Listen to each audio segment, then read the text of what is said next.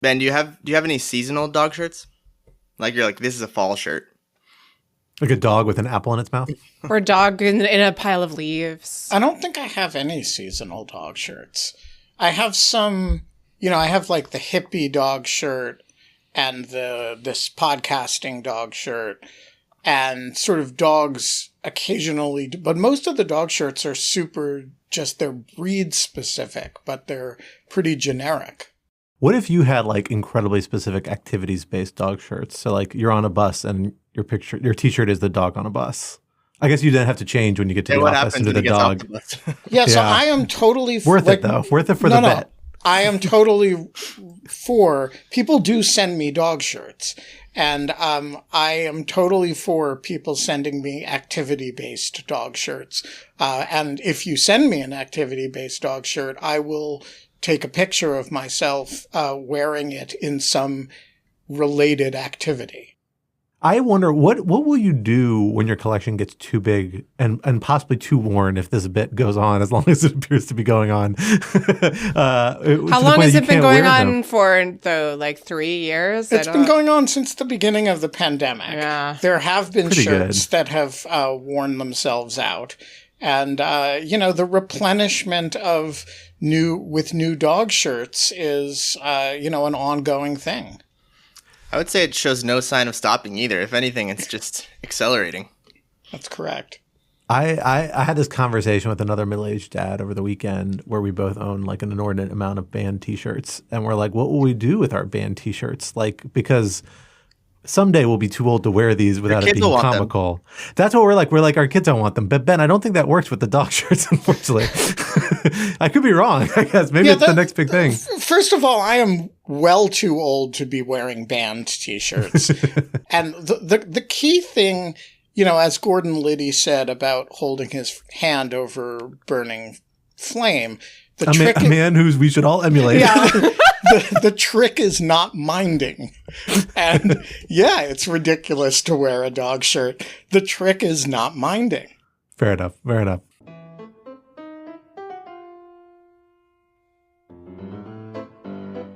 Hello, everyone, and welcome back to Rational Security, the show where we invite you to join members of the Lawfare team as we try to make sense of the week's biggest national security news stories.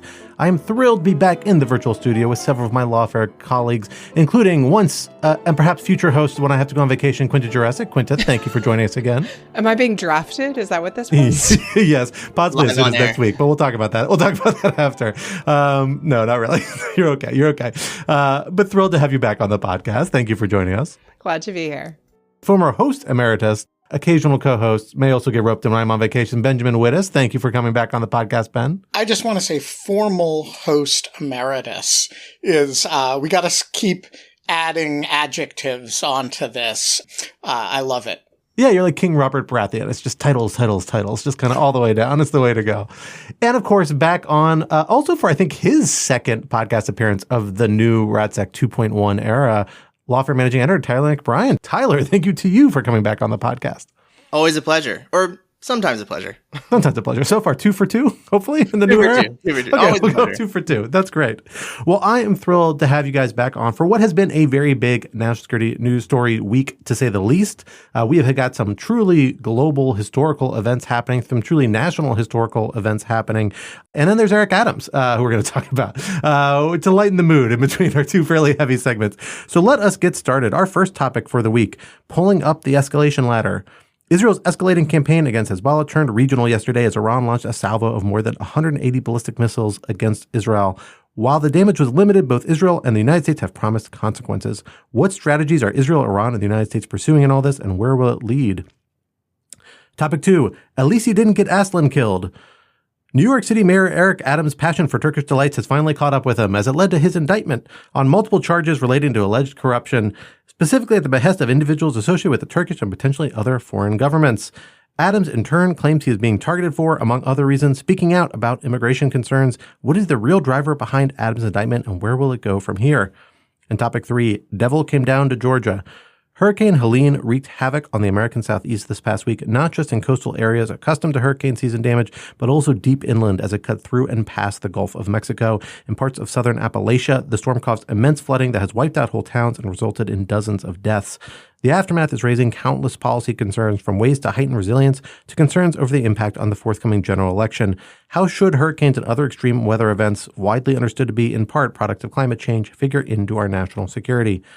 So for our first topic, we are seeing a pretty dramatic set of events that really are still playing out on the ground. And we should note we're recording this around midday on Wednesday on October 2nd, because facts very well and almost certainly will have changed by the time you're listening to this. We, of course, over the last few weeks that we talked about on the podcast, have seen kind of an escalating state of hostilities between Israel and Hezbollah, triggered in part by Israel's pursuit of a series of exploding pagers and walkie-talkies, followed by a number of airstrikes, including one that killed the leader of Hezbollah, Hassan Nasrallah, in a pretty dramatic move by the Israeli government. Over the course of those campaigns, they appeared to have wiped out really a good swath of certainly Hezbollah's senior leadership, and in fact, a lot of its mid-level management, so to speak, but has also resulted in the death of hundreds, probably close to the thousands now in Lebanon. We don't know the ratio, of course, of those that are fighters versus civilians, which is an open question.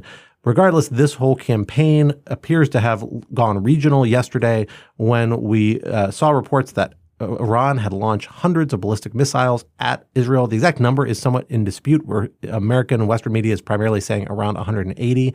Some foreign, including some credible foreign media now, is saying it might be more than that, but a number were intercepted before they ever got to Israel. Other people are citing closer to 400. But of course, it's a pretty dramatic incident. It only appears to have resulted in one fatality, a Palestinian man who's killed by shrapnel of it landing, although the Israeli government has noted that several did land near various kind of military facilities and airport facilities and have caused some damage on the ground, although no fatalities. And earlier today, it is reported that Israeli ground operations have not only kicked off in southern Lebanon, but they've actually encountered Hezbollah, are actively fighting, and have resulted in the first Israeli casualty of that conflict, of what is a new war. Ben, let me turn to you first on this. And I should know you and I did a podcast that's up in the Lawfare podcast feed as of this morning, kind of going into this in more depth yesterday. And you and I are both people who follow the region pretty closely, particularly around this particular issue set. Talk to us about the significance of this. Why is Lebanon both such a security burr for Israel, such a point of continued concern, and also one of these lines where it has a lot of people in the international community, a lot of Israelis, nervous about re-entering into the arena to some extent because of prior experiences there? Yeah, so the Israeli experience in trying to get control over its northern border is a long one, and one that is marked by major failures over time. First of all, unlike a lot of other countries in the area, Lebanon and Israel have no significant border dispute. Israel does not occupy Lebanese territory. Lebanon does not claim Israeli territory. There's no equivalent to the West Bank or the Gaza Strip, or everybody knows where the international border is, with one, tiny and insignificant exception that's more pretext than anything else. But since Israel's founding, Lebanon has been a place where large numbers of people who wish to attack Israel have based themselves. And first, this was various Palestinian factions, culminating in it became the seat of the PLO in the late 70s and early 80s. And the Israelis have, over a long period of time, tried to stabilize that border and prevent attacks over it and missiles over it. And in 1982, the Israelis did what they thought was going to be a limited operation because of circumstances, including the grandiose ambitions of the then defense minister, Ariel Sharon. It became a full-scale invasion that went all the way to Beirut, and the Israelis ended up occupying southern Lebanon, or at least a strip of southern Lebanon, for 18 years. During that time, Hezbollah formed, and it formed initially as a kind of southern Lebanese Shia resistance to the Israeli presence. It quickly became an Iranian proxy. And when Israel finally withdrew in 2000, and this is what set up the current problem, Hezbollah did not take yes for an answer. And, the resolution should have been Israel withdrew to the international border, and that sort of settled the matter. Hezbollah didn't have any reason to keep continuing the fight, except that it did. And the reason was that its legitimacy, its prestige in the Arab world came from its being a force that confronted Israel. And so it continued to attack Israel over the border after there were no Israelis left in Lebanon. And that has been an escalating problem ever since. The Hezbollah, backed by Iran, acquires weapons, sends rockets over the borders, has sometimes kidnapped Israeli troops, and the Israelis attack Hezbollah positions in southern Lebanon, sometimes very actively, sometimes more in the exchange of fire department, and occasionally conduct very significant operations to try to push Hezbollah back. And that was really the status quo, that kind of back and forth, with Hezbollah growing ever more powerful, particularly since 2006, which was the time of the last major Israel-Hezbollah war. So, Tyler, I'm curious about your sense as somebody who I know has been watching this conflict pretty closely, or I should say particularly the Gaza component of it the last few months or a year now that's been going on, but it's hard to separate that entirely from the north here.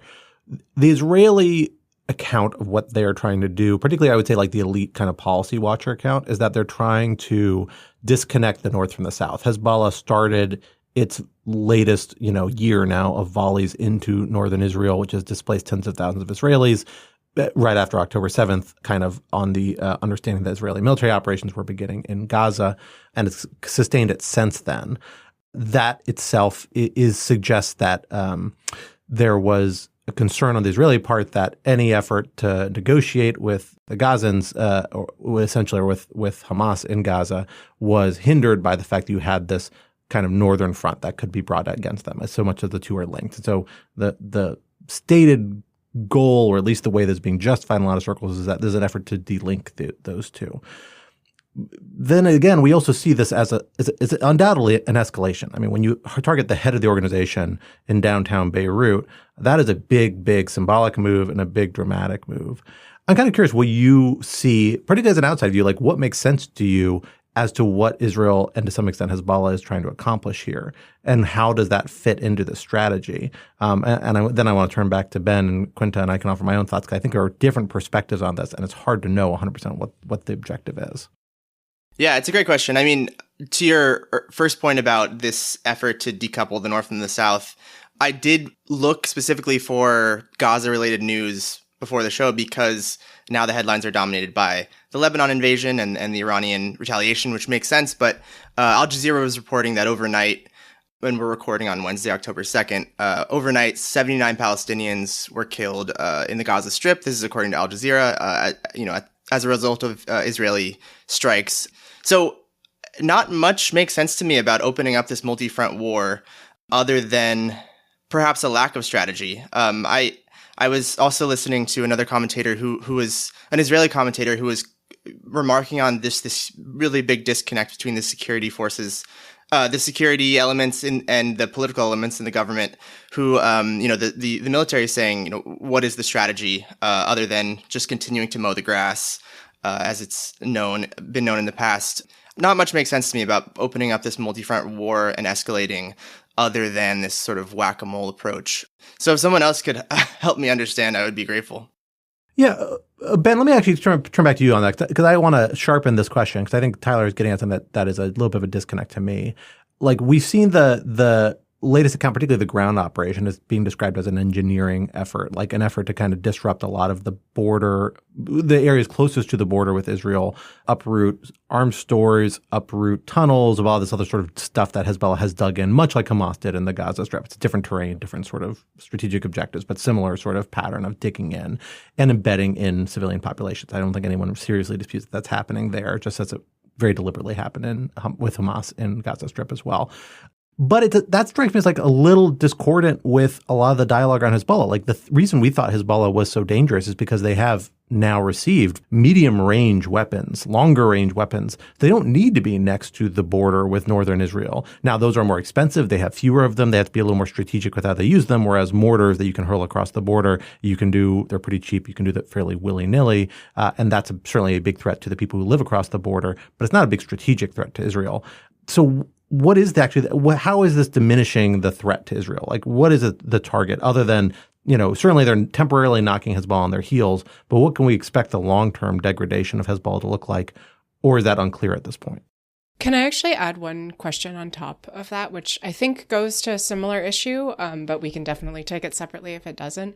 I think many, many rational security episodes ago, I forget what particularly had happened in the Middle East at that time, but I had raised the question of how to understand the sort of interactions within the different forces in the government of Israel right now, where at the beginning of the war after October 7th, there was a sort of a split between the sort of more far-right forces and the government, along with Netanyahu, who were sort of happy to keep things running as long as possible. And on the other hand, the security forces, most obviously the IDF, who were sort of seemed to be arguing for a much more limited operation in Gaza. My impression is that as time has gone on, those two have converged, or maybe the security forces have been pulled toward or moved toward the sort of far right's preference for just, continuing the war along multiple fronts, apparently. I guess I'm curious whether we see this action as a reflection of that, or whether I'm totally wrong-headed in my understanding of what's going on here. All right, so there's a lot on the table here, and let me try to make sense of it. And Scott, jump in and correct me if you think I'm wrong on any of it.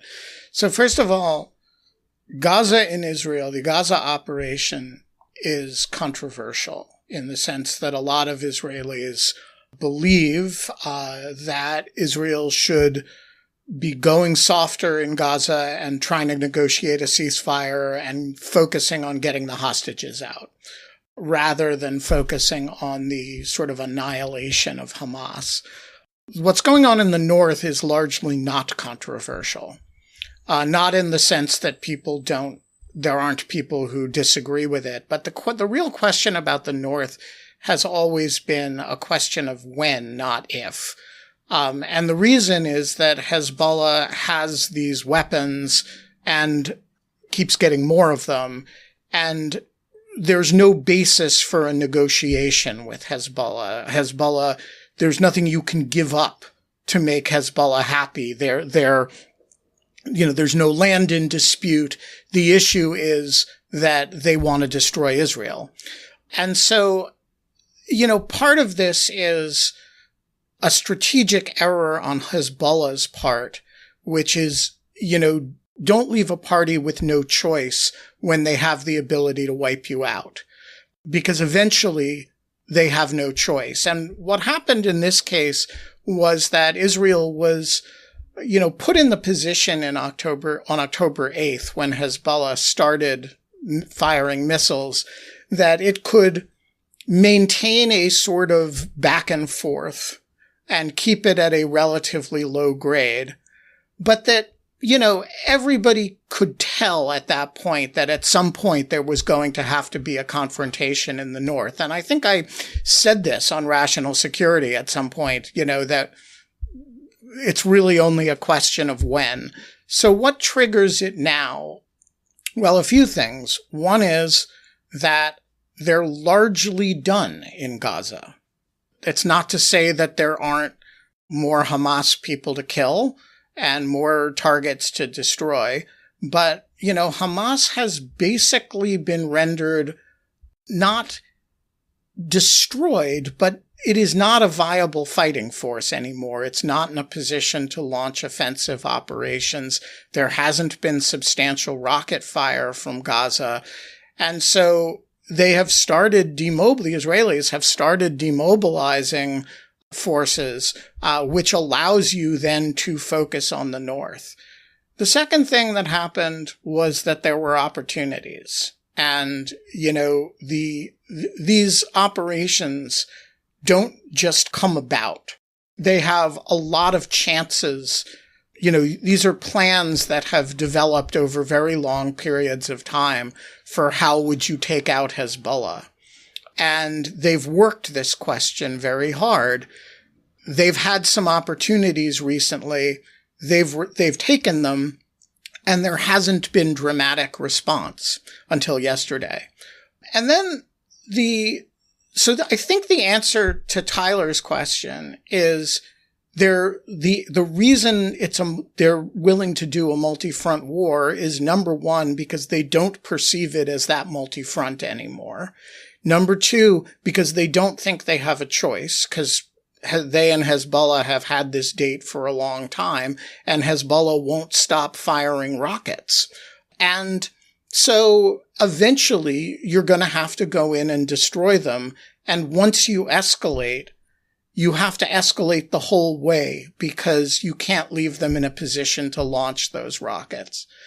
And then the answer to Scott's question, I think, and, the tactical level is one that I'm, only as familiar with as the news lets me be. But one of the really keep Israelis up at night fears is tunnels, not mortars, but tunnels. And this was really driven home in some of the Gaza operations, not this time, but last time, right?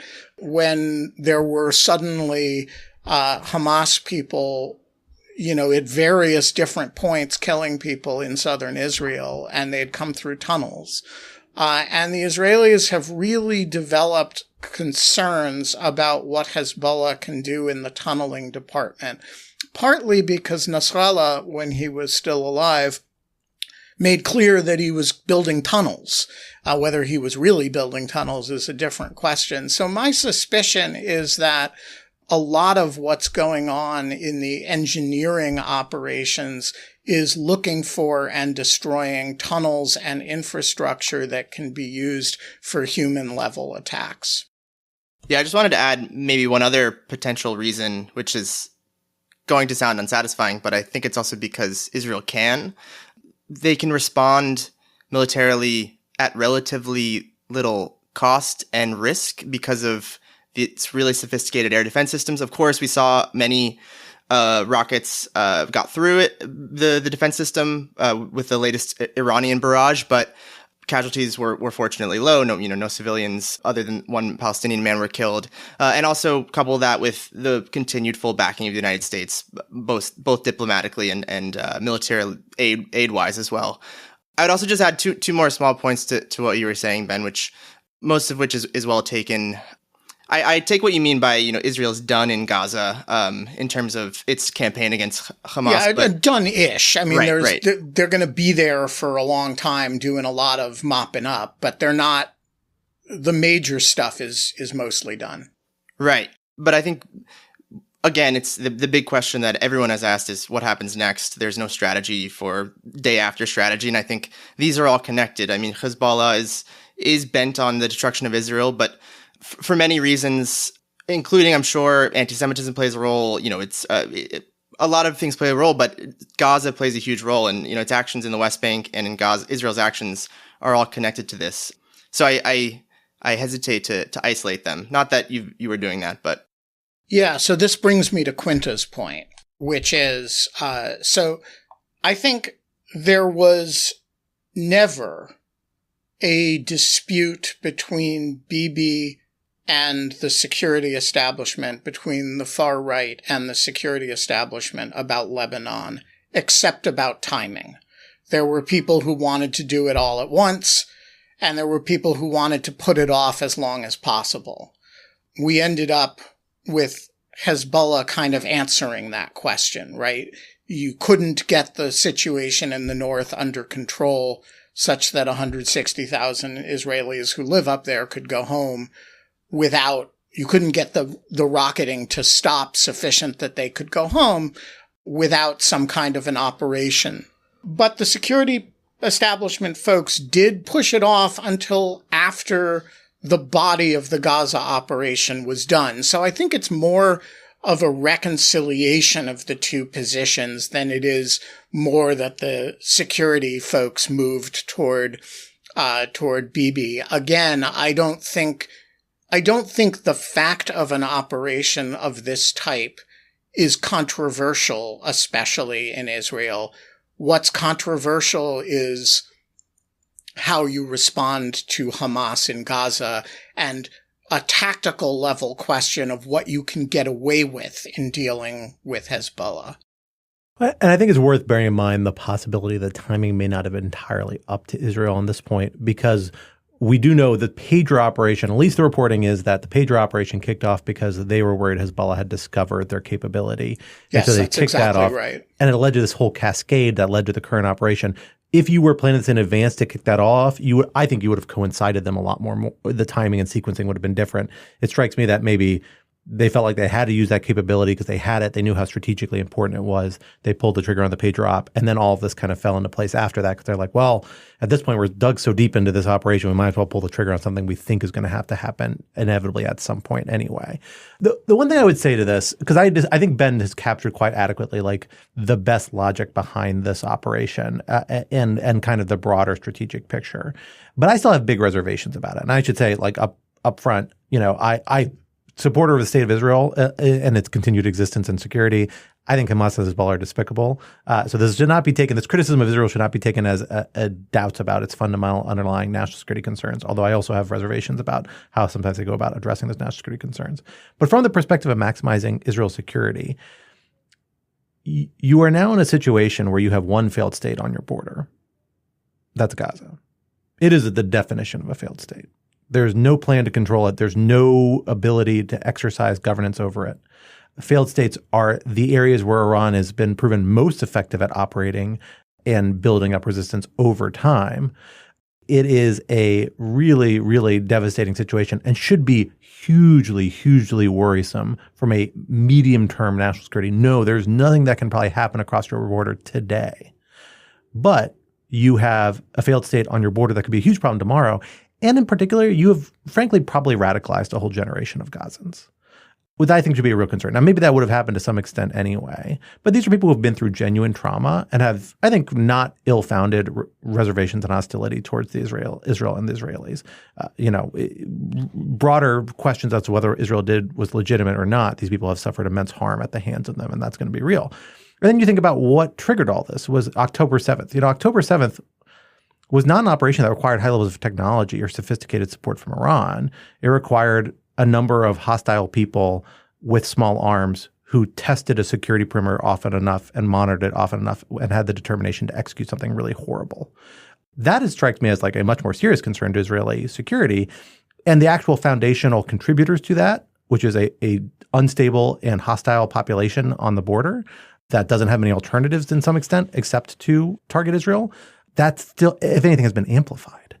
So the medium and long-term security consequences for Israel strike me as really damning.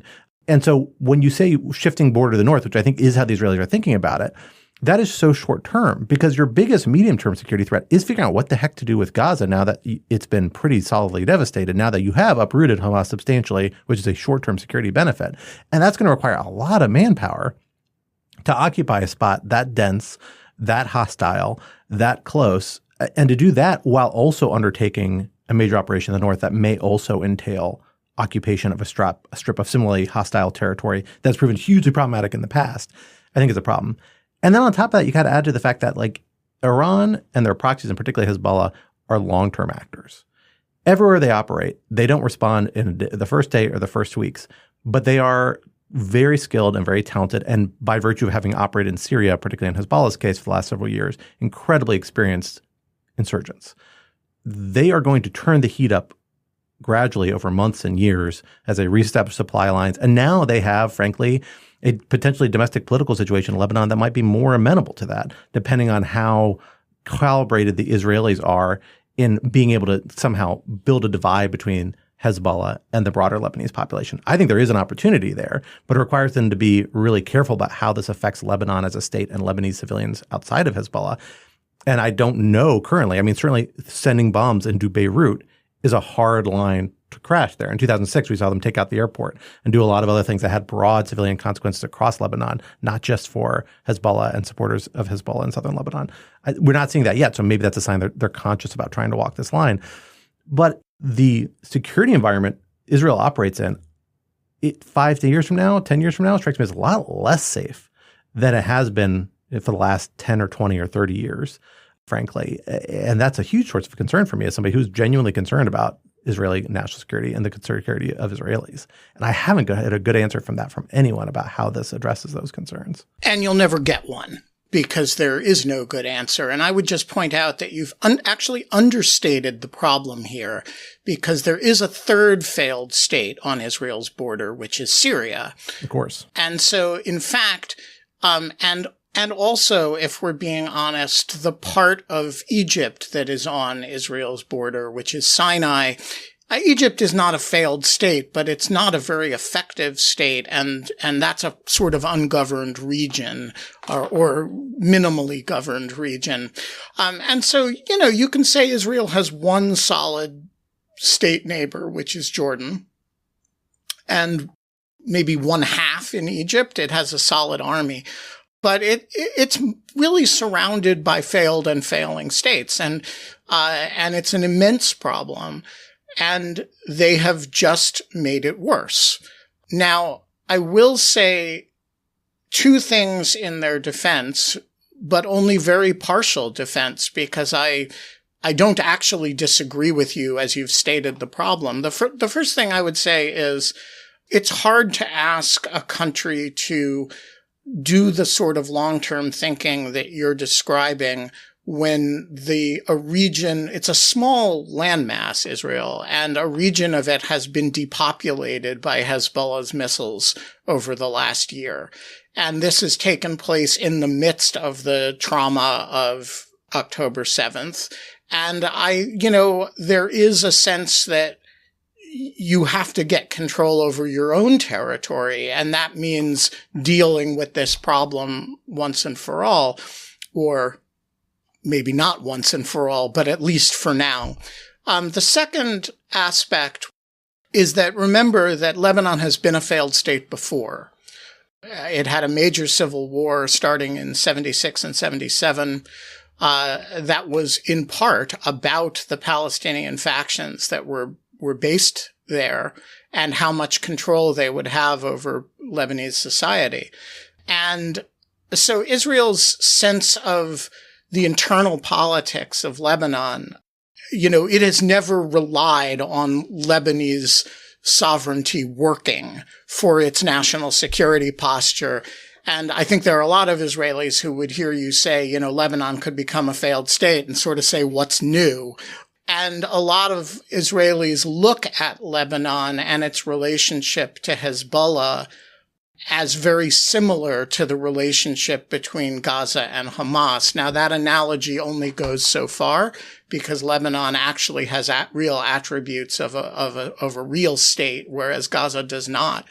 But I look, your broad point is right, that there's no good medium-term picture here without a strategic vision, and that's true of Gaza, it's true of Lebanon, that is wiser and more serious than they have shown to date, with one really important exception, which is that the Israeli management of the Syrian conflict has been terrific. And so and probably has a lot to do with why their intel about Iran is so good. And so it is possible that they're getting better at this, but look, long-term strategic thinking, not what Israel's good at.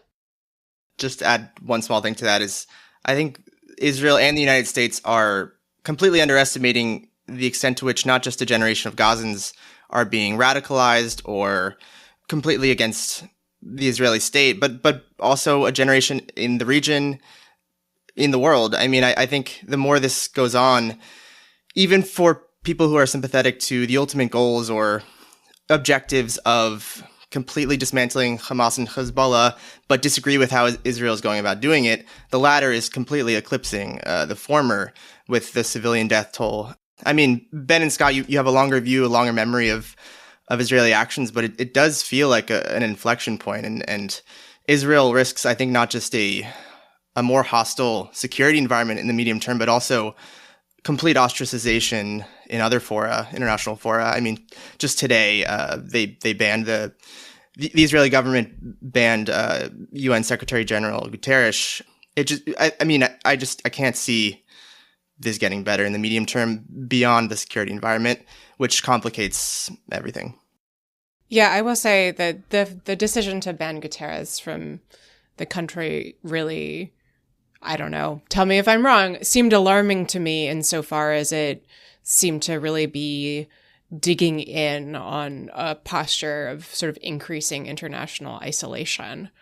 Obviously, Israel has always had beef with the UN, but this seemed like a particularly strong step to take. So the other major actor in this that we haven't talked about is the United States so far. The United States, we know, was pushing for a ceasefire in Gaza unsuccessfully. We know U.S. officials were resistant to the idea of expanding in the north. Ultimately, it sounds like the White House at least kind of signed off on it, somewhat begrudgingly, saying, okay, we understand Israel, you want to do this. We see potential advantages, but don't go too far. I doubt that the Americans were co-signing striking Hassan Nasrallah. I think they actually may have said something to that effect, that they were not aware of that target. And so that is perhaps going too far, perhaps not, but I suspect it was in the American views. But we now have seen Iran do what the United States has been trying to deter for the second time, not for the first time in the last year, but now for the second time, and somewhat more aggressively with a more aggressive salvo of medium long-range ballistic missiles into Israel. The United States was quick to jump out and say, looks like nothing was really harmed with this because of our proactive action, but they have nonetheless adopted the same line as Israel, which is that there will be serious consequences for Iran. There have to be from this. Tyler, let me come to you on this. What are we talking about for the United States? What kind of consequences? Why is this rhetorical stance what the United States is putting out there? What do we think they may be trying to do moving forward in their diplomacy in this region? And what does that mean for this response against Iran that certainly both Israelis and Americans seem to be signaling is forthcoming? Well, actually, I think I have the same request from the first question, which is I pretty much for the past year, I've been struggling to understand the Biden administration's diplomacy on this because it seems so contradictory. There's public statements will contradict leaked private conversations. The latest with, I mean, you were referencing, I think it was Politico reporting that U.S. officials, senior White House figures, privately signed off on Israel's invasion of Lebanon, and then, publicly was saying that Israel should curtail the campaign, and they want to prevent regional escalation. I mean, even the phrase de-escalation through escalation makes no sense. It's just, I think it's been confused at best. But I don't see. I'm curious if anyone can spin this as any sort of diplomatic success for Blinken or Sullivan. I think this whole dynamic has been captured in two very almost darkly, comically timed foreign affairs articles. The first one being by Jake Sullivan, I believe, which to his credit, October 7th was a surprise to everyone. But, in which he said that the Middle East has been calm. And then just a few days ago, when Iran launched a retaliatory strike, there was an article by Antony Blinken in Foreign Affairs sort of touting his success in American foreign policy restart or something to that nature. Again, this is also a function of poorly timed print magazine editing and publishing, but still, it's. I think it was just this perfect encapsulation of failure and lack of self-awareness.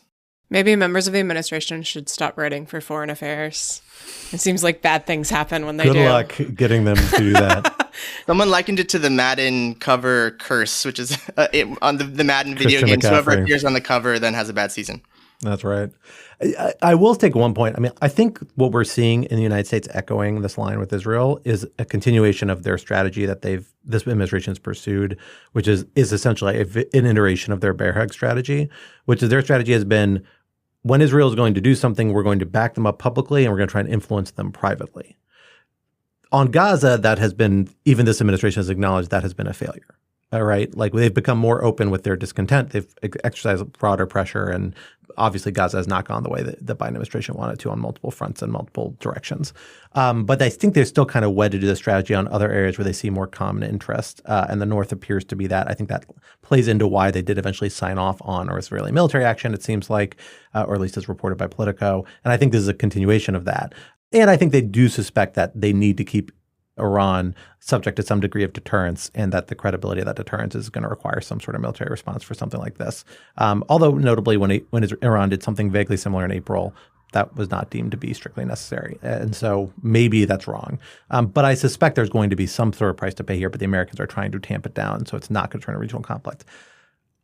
I will say, from Israel's perspective, their strategy appears to be really changing the facts on the ground throughout the region in ways that, at least in the short term, secure them. And if you think about what a driver could be, I will say one driver of a possibility here is the idea that Iran's nuclear window is closing. I think they're actively pursuing a nuclear weapon, because if that happens, then Israel's ability to really hit proxies of Iran really hard is going to be substantially tapped down because of the concern of a nuclear conflict. So maybe they see there's a window before Iran really develops a nuclear capacity, and we're going to hit regional proxies there.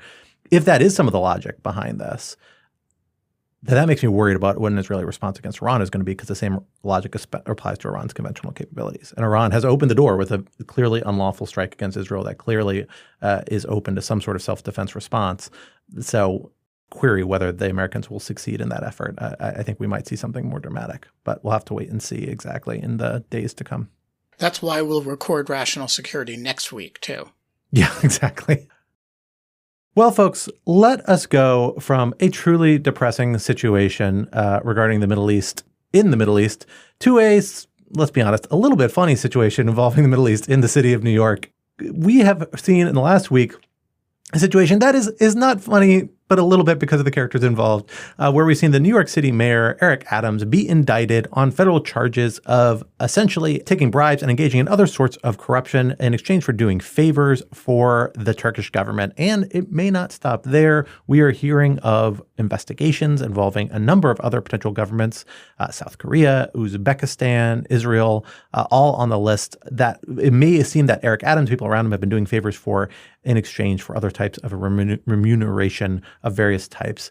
And it's part of a broader trend. We've seen the Justice Department really crack down, really over the last couple of years, and particularly in the last month or two, on a number of cases of individuals and particularly public officials involved or accused of being involved of doing favors for foreign governments in ways that violate the Foreign Agents Registration Act or other prohibitions, in some cases sanctions laws. A whole range of legal tools the Justice Department is bringing to bear in this.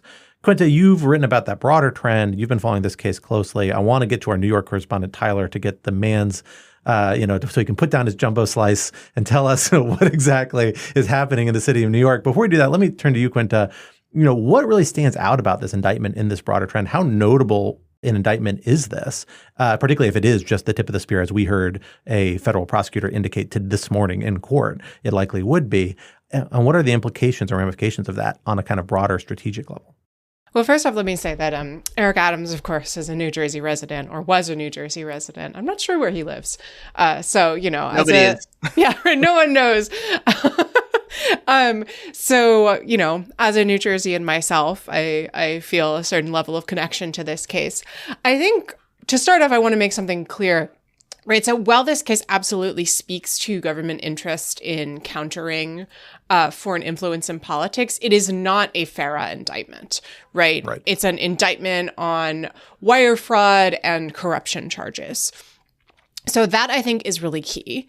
As I think we'll discuss, this isn't necessarily the end of the road for this case, and we may well see other allegations. Tyler, Ben, and I recorded a podcast with Brandon Van Grack, who used to be at the DJ's FARA unit and now, has been talking about these issues with us. And he made the point that a lot of the conduct described in the indictment is pretty much what you would expect to see in an indictment that is actually under FARA or on its sort of companion statute, Section 951.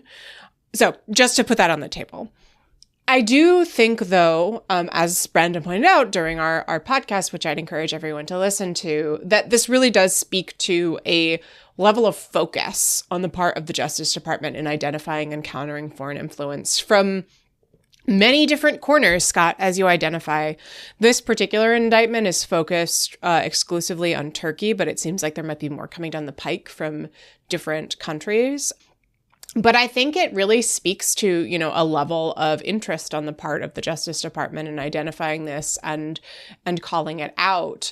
We have seen, of course, a number of indictments that are under FARA of former Senator Bob Menendez, or soon-to-be former Senator Bob Menendez, and Representative Henry Cuellar. There's been, of course, a string of other FARA indictments against non-political figures. So Sumi Terry, who's a South Korea analyst, is one. This is clearly something that DOJ takes very, very seriously.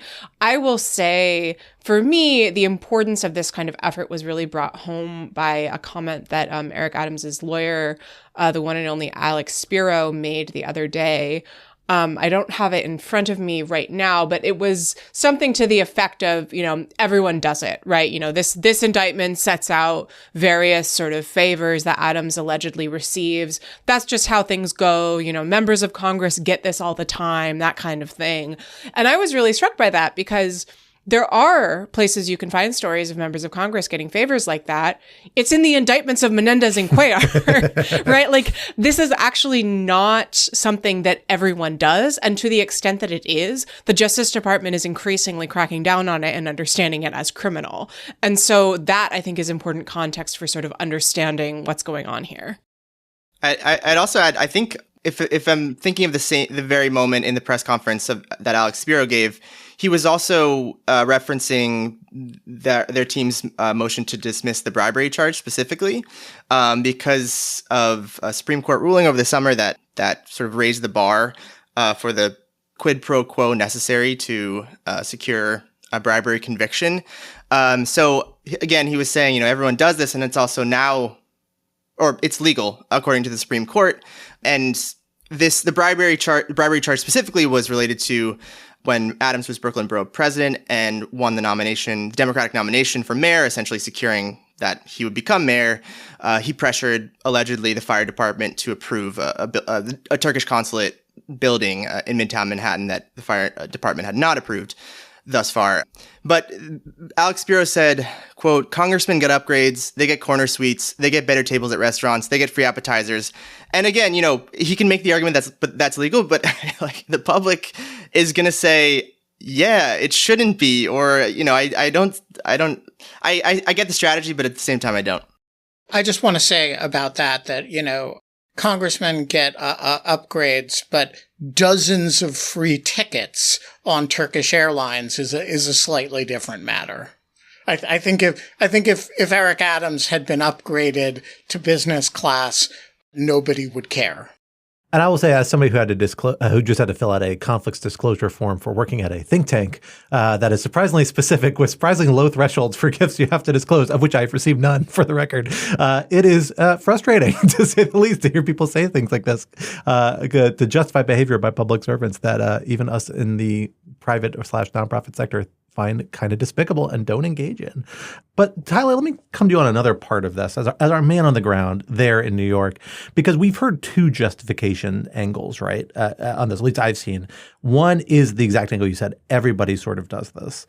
The other one is a more unique one, which I didn't see coming, but is very interesting. I'm curious whether this is getting grab among folks watching this case, particularly among Adams' constituents, which he said this is retribution for speaking out about immigration concerns. And this is an angle that has been particularly picked up with some figures in kind of the right-wing media because it intersects very well with similar claims of lawfare by the Biden Justice Department or by New York state authorities who may be involved at some point soon in regard to Eric Adams, it sounds like, or are also doing their own investigations.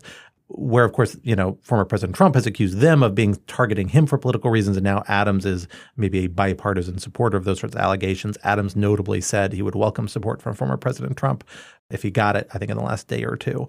So the story is getting a weird national political intersection. How is that playing, or does that seem likely to play among New Yorkers, Adams' constituents? In particular, what does that story might mean at the national level, I guess? Like, how does this advance, concerns about undermining rule of law and rule of law institutions? Yeah, well, I think it is getting play. I mean, the New York Post just ran a story about this growing alignment, or they're suggesting a few factors, or they're putting a few factors on the table that would suggest a growing alignment between Adams and the Trump campaign. So one of the data points they cited was that John Bash, who was a U.S. attorney during the Trump administration, has joined Adams' defense team, for example. I think the election, obviously, is a huge factor here. The timing is not a coincidence. Some people early on suggested that the indictment was so damning that Adams' only hope here was seeking a Trump pardon, a Trump presidency. I don't think that's been substantiated at all.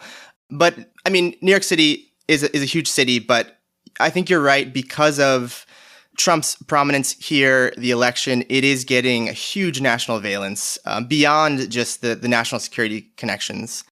I will say the New York Times had an article about it that had a line about, the case could reverberate within New York and beyond, which, everything outside New York is like a distant, the glimmer of a possibility on the horizon. I'm assuming it was ellipses and then beyond all caps. All the way to Istanbul, sure. The New York of Turkey, some say.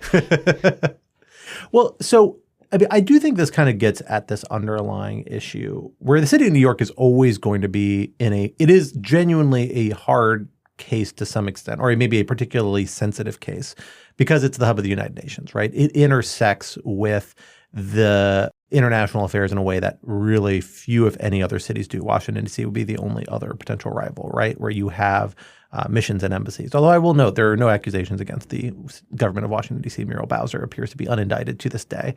So good job, Muriel. I like your hedge there with appears to be. So far, so good. Also, to this day. To this day. And again, we're recording on Wednesday, October 2nd. What are you trying to say? I'm saying in Washington, D.C., we have a long history of mayors being indicted for a variety of things, as you may recall. But as far as I know, I love Muriel. No beef. So far, so good. But that is to say, there is this kind of unique challenge for New York. New York, among other things, for example, has an international law department. I know because at one point I was approached to potentially interview for a job there way back in my State Department days, because they have so many international law and legal issues that come up for the city of New York because of the UN presence in a way very few municipalities do. And it's not, I guess the difference between Washington, D.C. is Washington, D.C., a lot of those issues are handled by the federal government. New York, some of them are, but not all of them are. It's much more of a kind of city-run and state-run enterprise. All of which is to say, how do we need to be approaching and enforcing this line? Clearly, Eric Adams, if these allegations prove true, has overstepped the line. I mean, when you're facing wire fraud charges, that's not great, right? This isn't just FARA claims. And by the way, also the other thing is that FARA has been subject to some very successful constitutional challenges and other challenges, statutory challenges in the courts. Wire fraud, not so much. So if they can make the wire fraud charges stick, that's bad news for Adams. But, I guess my question is, how do we approach these sorts of questions of foreign influence in these deeply international environments? Like, is federal law enforcement the best way to go about it? Or is this something where we really need to make it much more of a municipal issue, state law issue, a regulatory issue, maybe more than a law enforcement issue alone? I mean, I think, look, there are potentially tough questions here. This isn't one of them. If you read the indictment, the conduct that is described in Adams's case is so egregious, and there is a lot of evidence that there's a real consciousness here that they are breaking the law, including bits where Adams allegedly said to someone like, "Oh, don't worry, I'm deleting all of your texts," right? There's a lengthy back and forth with an assistant who, is scheming to basically get Adams these extremely discounted tickets on Turkish Airlines, while covering that up because he's, under a lot of public scrutiny right now. Like, don't accept hundreds of thousands of dollars in free first-class Turkish airline seats in exchange for allowing the Turkish embassy to build a consulate that's a fire trap and doesn't pass FDNY inspection. Like, that's not a hard call. There may be hard calls. I do not think that this is one of them. It's like the allegations, it is cartoonishly corrupt. It is Menendez gold bars level here. Like, we are nowhere near the hard questions issues with this indictment. I mean, I'm open to being told I'm wrong here, but there was at no point while reading that did I think, man, Eric Adams was in a really tough spot here. I mean, the indictment opens in 2018 with him deciding he wants to run for mayor and setting up allegedly a straw donor scheme so he can illegally acquire $10 million in matching funds. Like, that's not something that candidates are going to have to be really thoughtful about not falling into that trap. Just don't do it. There are some of the cases, the foreign influence and interference cases, that have gotten criticism for being too aggressive. Obviously, the government lost the Greg Craig case, which is a close cousin of the Paul Manafort matter. There has also been criticism of the Sumi Terry case, which Quinta referred to before. Full disclosure, Sumi is an acquaintance of mine.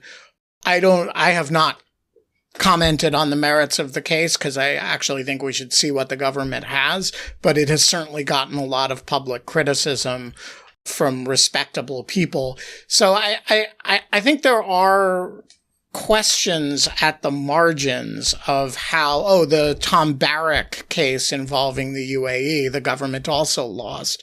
And so there are cases where, the government may be over prosecuting things in an area where it has traditionally been very hands off. I agree with Quinta that the Eric Adams, a good test of this is if you can't read the indictment without bursting out laughing, it's probably not that close to the line. This isn't quite your question, but the allegations in the indictment go far beyond just accepting donations or straw donations from foreign nationals. I mean, there's one scene alleged in the indictment that Adams' campaign workers asked an Uzbeki American business leader for $10,000 and then told him to break it into 5 $2,000 donations. I mean, that's just, it's abuse of public finance campaign funds, but it also has nothing to do really with foreign interference or foreign influence. So I inconveniently for Eric Adams, the allegations aren't limited to foreign contributions. I take your point. I'm in no means coming to Eric Adams' defense on this, but one question that does raise for me is, to what extent is there does this require both a supply side and demand side sort of enforcement approach by the United States? If we're seeing a really aggressive law enforcement approach, the other side of the equation is foreign government officials. And as far as I've heard, I don't recall hearing of any cases actually where foreign diplomatic and consular officials were involved, where any of them have been persona non grata. They probably could not be prosecuted for any sort of violation of these crimes. But I haven't heard of any diplomatic consequences for them or any kind of State Department-driven effort to really emphasize, hey, we have these laws and we are going to start requiring you to abide by them, even if we can't criminally prosecute for them. There have been efforts state has pursued around other legal issues. Like one of the big ones for years was treatment of domestic employees, in part because domestic employees can be covered by the Vienna Conventions. And so there's limited legal remedies. And so there was a real concentrated effort to essentially educate the diplomatic and consular communities here. Hey, these are our laws. You have to abide by them or there will be consequences. And they crafted kind of unique diplomatic remedies. And I'm wondering if we're going to see that here too. I would love to sit in the policy conversations between justice and state on this to figure out how they approach this, because it is kind of a tricky question. And clearly you're dealing with friendly governments. I mean, South Korea, Israel are close allies, and they're the ones who've been caught up in some of the most notable cases here, Qatar, UAE, to go back a little further in time. So, it's a unique kind of sensitive diplomatic question, but clearly there's two sides of the equation here. And while you can bring the hammer down on violators, to some extent, there's always going to be able to find somebody who might be willing to take up these sorts of opportunities. And maybe you need to have a two-pronged approach. But I don't know. We'll see. We'll have to see what comes out of this. Maybe we'll see some Turkish officials sent home packing on Turkish Airways first class one way out of this indictment yet. Well, Speaking of affairs here in the United States, let us go to one of the biggest news stories we have all been tracking over the last week, which is a truly devastating hurricane, Hurricane Helene, that has really wreaked havoc on the American Southeast and parts of the American Southeast that are not accustomed or usually prepared for hurricane damage, even in this, which is very much in the heart of hurricane season. Helene, of course, came up through the Gulf of Mexico, cut a swath, really devastated a lot of coastal Gulf of Mexico communities. I should note, I actually have a family condo that's been in my family for years that was completely devastated by this. And the pictures are really astounding as to how much, pure cement and brick can be ripped away by sea surges and wind. And meanwhile, then cut up inland and then went deep, deep inland up into southern Appalachia, really devastating communities as far as north as Tennessee and the Carolinas and Georgia. Really, really heart-wrenching, devastating photos of Asheville being probably one of the most high-profile communities, but many other small communities solidly wiped out by floodwaters that caught them really by surprise. It sounds like not surprisingly, because this was an odd pattern for such a devastating storm to follow and be strong all the way through this arc that it went deep inland. And it raises a lot of questions for us, I think, in kind of interesting ways. Climate change is something we've long thought of as a national security issue here at Lawfare to some extent. And there's certainly a strong relationship between these sort of extreme weather events and climate change. I don't think we need to argue about that, although there are dissenters to that view out there that people can go seek out if they want to fight with that. I think the real question now is kind of what do we do about it? Even if we were to curb climate change today, extreme weather events are going to be a reality for us for the next generation at least, because the climate effects that we're experiencing, that we're living through, that we've seen, that's contributing to them are a reality we're not going to escape. And it's probably still going to get worse for the next several decades, even if we get our emissions under control. So how should we be thinking about that? And what are the different dimensions of that? Right now, we know one of the big concerns is that we're supposed to have a general election, a really pivotal one in which several of the states hit are swing states that could potentially decide the election. And in 30 days, it's not clear how much infrastructure is going to be placed to support that. Tyler, let me come to you first on this one. Help us issue spot here. What are the big concerns that arise out of these sorts of extreme weather events, maybe in unexpected ways? And what policy questions does it raise? Like, how do we need to be figuring this into our broader picture of national security policy?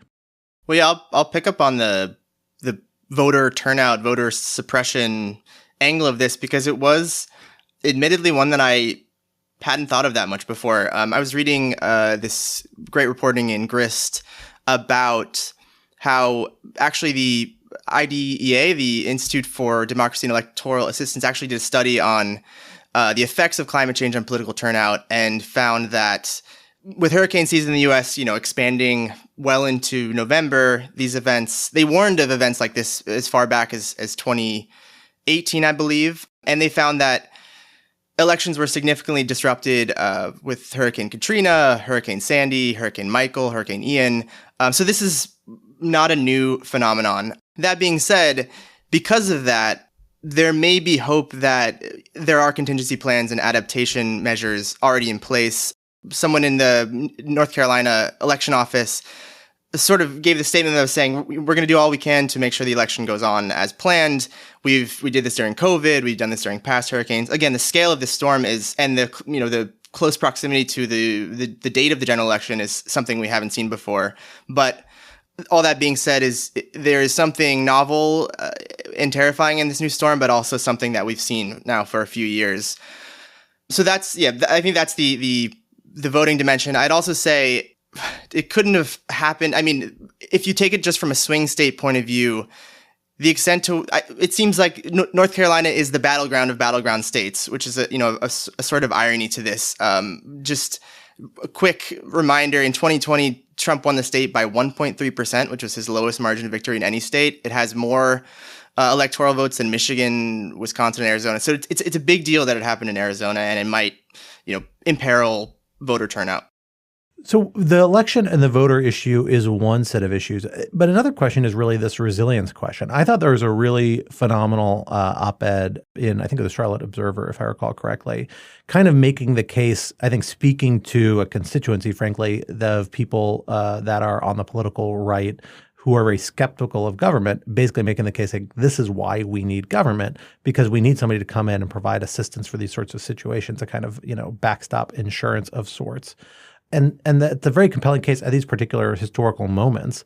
But how much should we be thinking of this as a national security type concern, I should say, because I don't love the national securitization of all things, meaning there is a disaster and we leap in to respond to it, and maybe we take steps to kind of prevent it.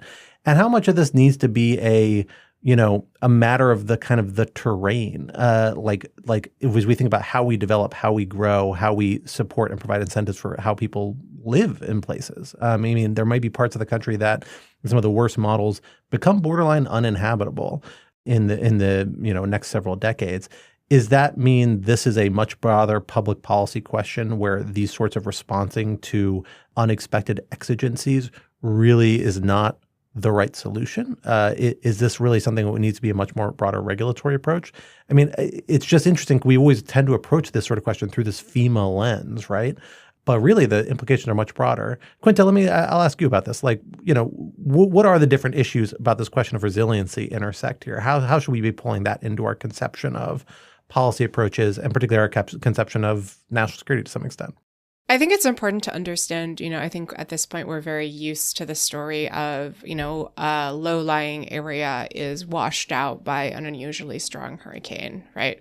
I'm from New Jersey, so I'll mention Superstorm Sandy. We love to talk about that one. Of course, there's been a lot of really heartrending footage and video and images coming out of Florida, of, low-lying areas that were swamped by Helene. Southern Appalachia is not a region that has traditionally been hard hit by hurricanes. Asheville, North Carolina, which is basically gone, maybe putting it too strongly, but some of the videos of Asheville are really just, there's like houses floating away level of astonishing. Just absolutely devastated. If you Googled Asheville and climate before last week, what you would find is a lot of articles saying Asheville is so well situated for climate change. It's probably going to get a lot of climate refugees coming here because people moving from places that are, more amenable to floods, for example, because the weather is nice and it's up in the mountains and it's not hard hit by hurricanes.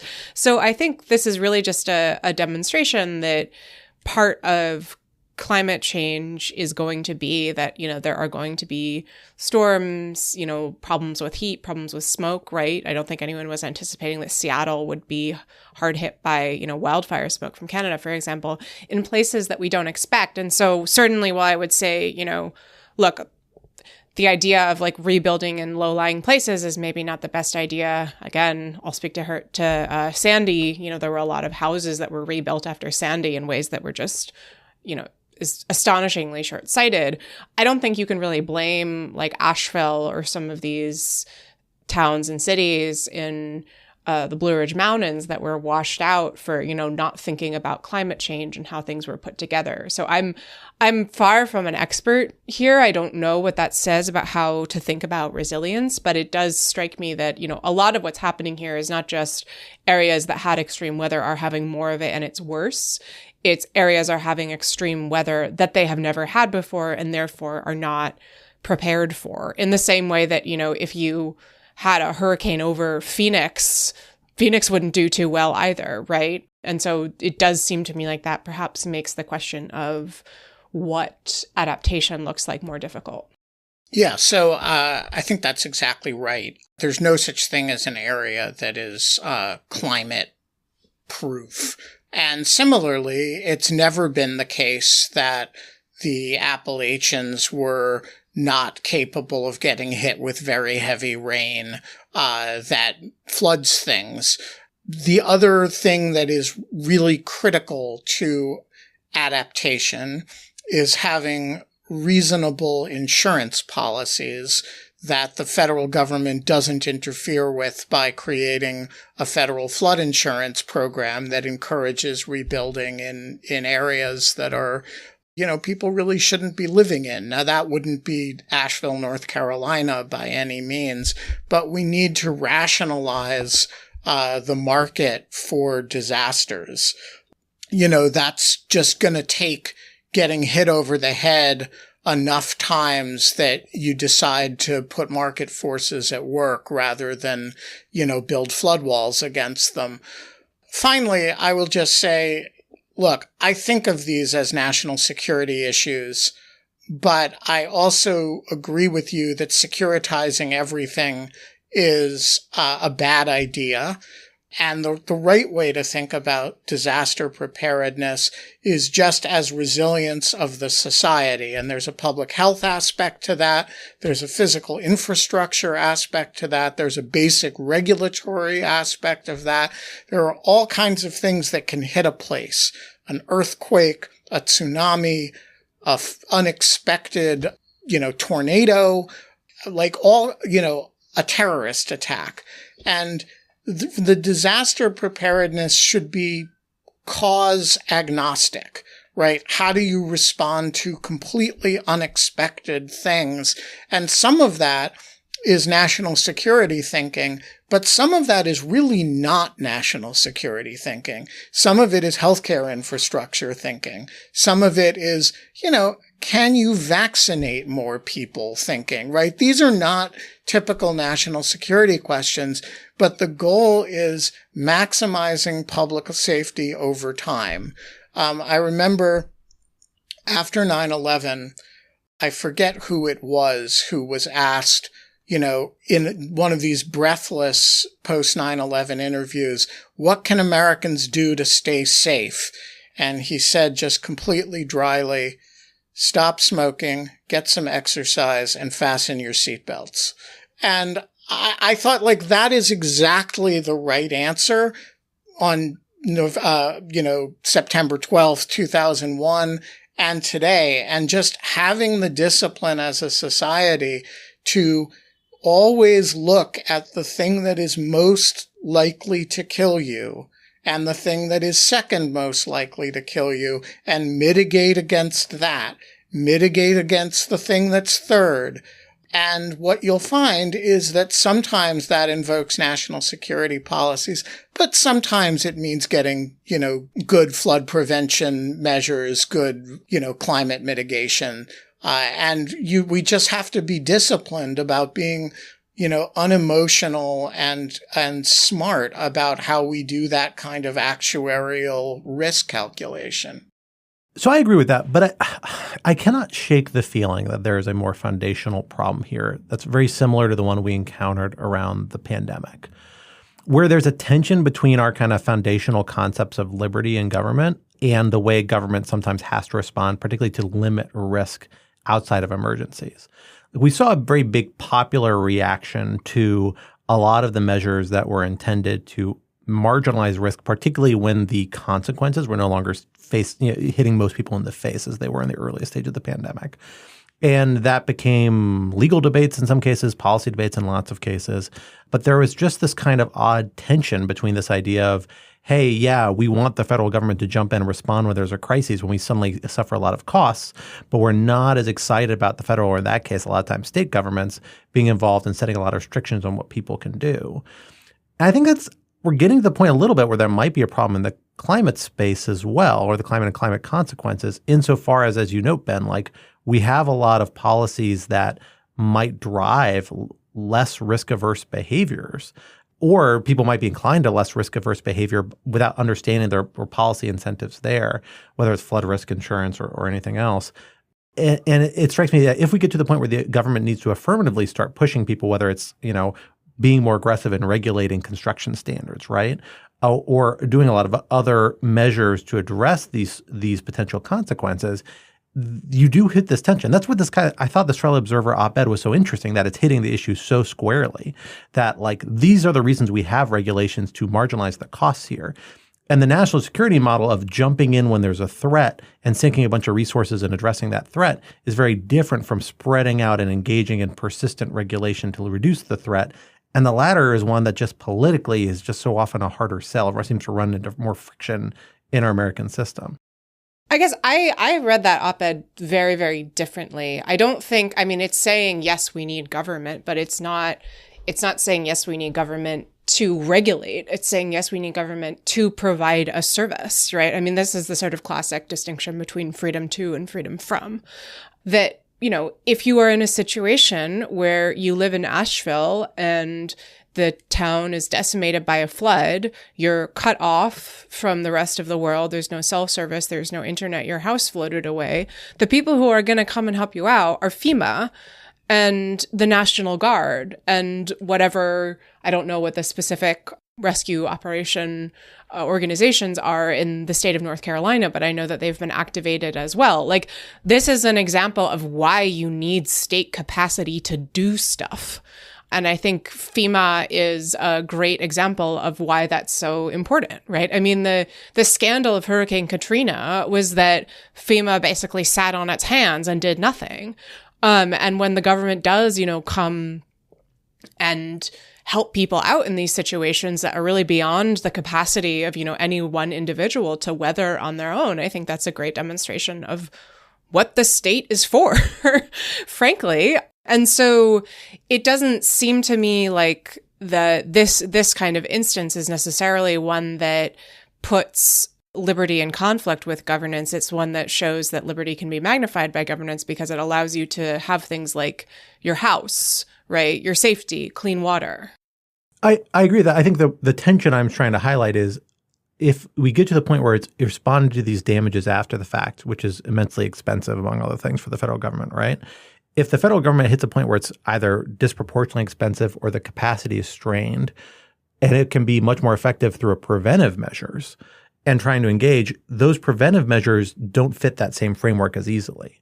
We're very comfortable with the idea of the federal government coming in and bailing us out of emergencies, but there is still this inherent tension between the idea of federal and sometimes other sorts of governmental authority regulating a lot of our individual day-to-day conduct when it seems so divorced or attenuated from those disastrous consequences. Those are two very different experiences of governmental action, and yet I wonder whether climate change will not eventually, like the pandemic did, become much more an example of that former preventive sort of government action, or a strong case that that's the way that would be most optimal to advance people's security and safety. And I just wonder whether our political space for that sort of toolkit is much more constrained. I guess I just don't see that tension here. And I think it's also worth noting that, a lot of what's happened in the IRA and in the brave new post-IRA world is that the way the government has started talking about climate is less about sticks and much more about carrots, right? Much more about abundance, building, right? Providing incentives, much less about restrictions. And so I think that while you're certainly right that tension is that there is a potential tension there, I don't see it at the moment. Yeah, I just to add on to this, I think it's long been apparent that there needs to be a paradigm shift in policy approaches from the emergency responsive crisis management approach to a preventative, forward-thinking, mitigative approach. I just want to point quickly to an article in Lawfare from Mark Nevitt from July, where he names this cycle, especially with regard to rebuilding. He calls it the destroy, build, rebuild, repeat cycle that clearly needs to be broken. But there was one shocking data point here that he gave, which is there's a single home in Mississippi that was rebuilt 34 times in 32 years using well over $500,000 in federal tax money. And so that points to, obviously, I think this is a pretty obvious case to make. We shouldn't keep rebuilding in these already very climate disaster prone areas. Again, it's very hard to tell people to leave their homes, leave their, wherever they grew up. But then I'm also now, I think Asheville, to Ben's earlier point, dispelled the notion that there are any safe havens. This is something that's going to affect everywhere. And I was reminded of a book by Jake Biddle called The Great Displacement, where he talked about how, some people in Florida thinking they were fleeing the climate crisis then moved to Phoenix and then were faced with extreme heat and drought conditions that are also linked to the climate crisis. So, but again, to your point, Scott, the political will and the use of political capital to move people and incentivize them, even to move them with carrots, seems a lot harder to me than funding the rescue efforts of someone who's, clinging to a tree from a flood. It just seems like just a monster of a policy hurdle compared to this continuing the status quo. Well, folks, that is all the time we have together today. But this would not be Rational Security if we did not leave you with object lessons to ponder over in the week to come. Quinta, what did you bring for us this week? I would like to recommend a new exhibit at the National Gallery of Art if you live in DC or happen to be in the region. It's called The Impressionist Moment, and I believe it will be here through the end of January. It is a really interesting presentation, kind of comparing the early Impressionist artists with the more sort of conservative government-funded salon that exhibited art at the same time. The way that I just framed it sounds really, really boring, but it is very, very good at kind of situating these paintings side by side to show what was new and interesting and, you know, even shocking about Impressionism compared to the sort of previous style of art. And what I thought would be particularly of interest, perhaps to Rational Security listeners, is that it basically tells this story by situating the rise of Impressionism in the 1870s as a reaction against the devastation of the Franco-Prussian War and the fall of the Paris Commune. That this is a sort of a moment of real societal crisis. In France and in Paris specifically, it's a moment of kind of a transition to modernity. And, you know, it reminded me a lot of the way that people talk about modernism in the wake of World War I, that everyone kind of has this bucket of cold water thrown over them. And they all go, you know, oh my God, that was horrific. You know, let's paint some squares. Art is weird now. That this art looks a lot more sort of quote unquote traditional to our eyes because it's been around for longer. But there's a similar sort of move toward a much more abstracted, different way of thinking about what painting is in the wake of this societal crisis. And I had never put, you know, obviously, like if you look on the Wikipedia page for like things that happened in Paris in the 1860s and 70s, those two things are right by one another.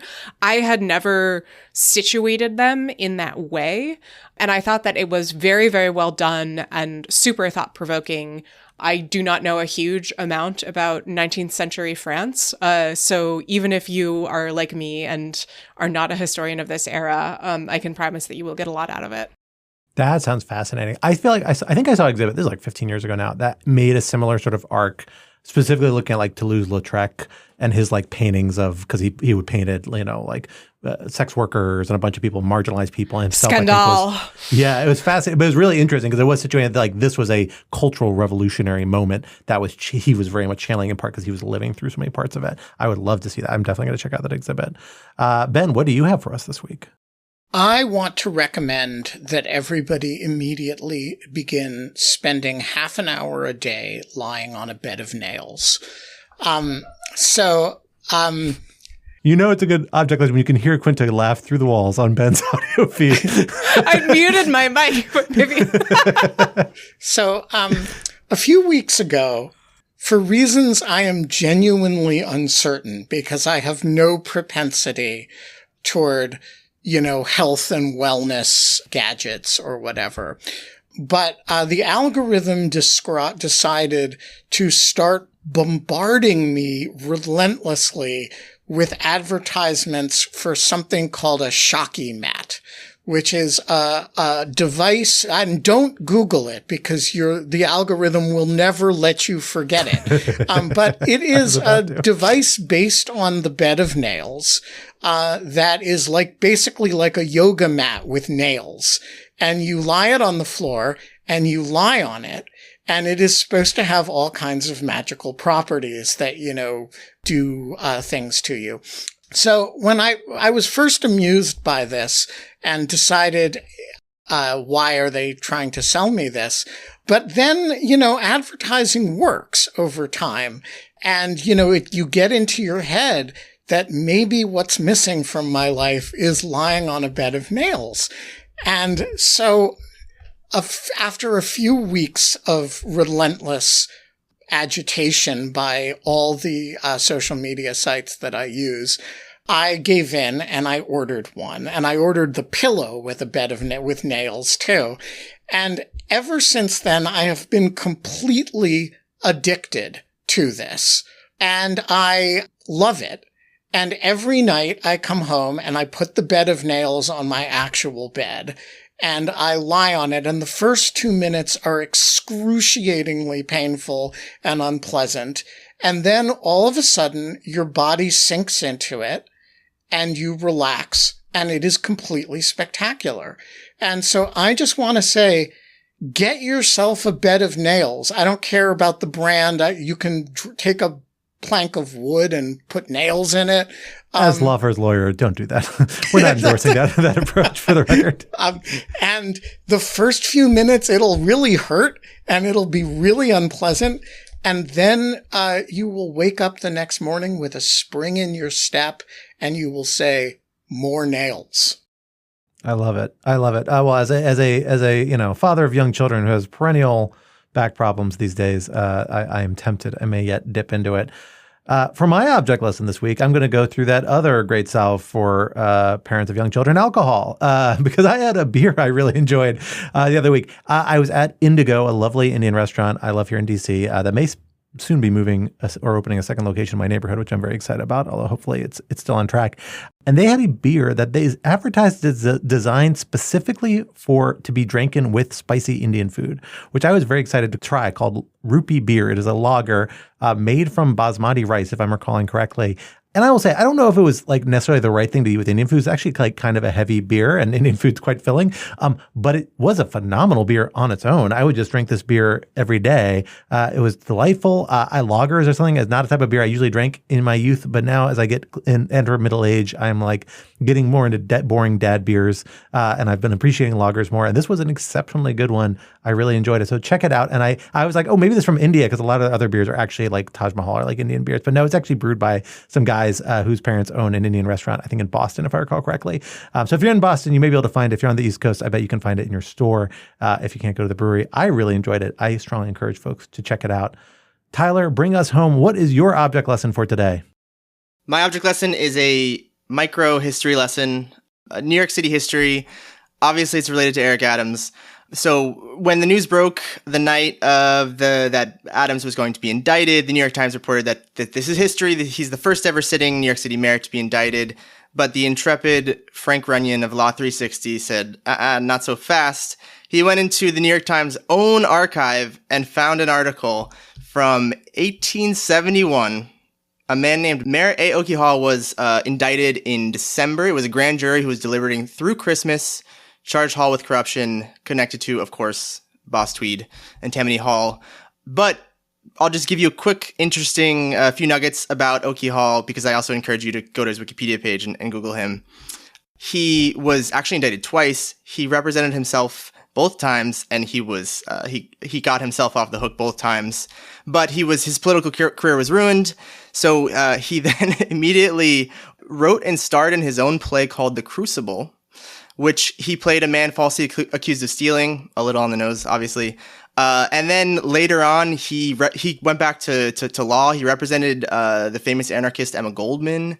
And then the last thing I'll leave you with is he was also known, before his corruption scandal, he was known for, in May and June of 1855, completely throwing off all restrictions on liquor sales in New York City, which resulted in the booziest 2 months in New York City's history, which is probably saying something. So there you go. All right. Tammany Hall to Oki Hall. I love it. I cannot get enough. Well, folks, that brings us to the end of this week's episode. Rational Security is, of course, a production of Lawfare, so be sure to visit us at lawfaremedia.org for our show page with links to past episodes, for our written work and the written work of other Lawfare contributors, and for information on Lawfare's other phenomenal podcast series. Also, be sure to follow us on Twitter or X at RATL Security, and be sure to leave a rating or review wherever you might be listening. While you're at it, sign up to become a material supporter of Lawfare on Patreon for an ad-free version of this podcast and other special benefits. For more information, visit lawfaremedia.org/support. Our audio engineer and producer this week was Noam Osband of Goat Rodeo, and our music, as always, was performed by Sophia Yan, and we are once again edited by the wonderful Jen Patcha. On behalf of my special guests, Quinta, Tyler, and Benjamin, I am Scott R. Anderson. We'll talk to you next week. Till then, goodbye.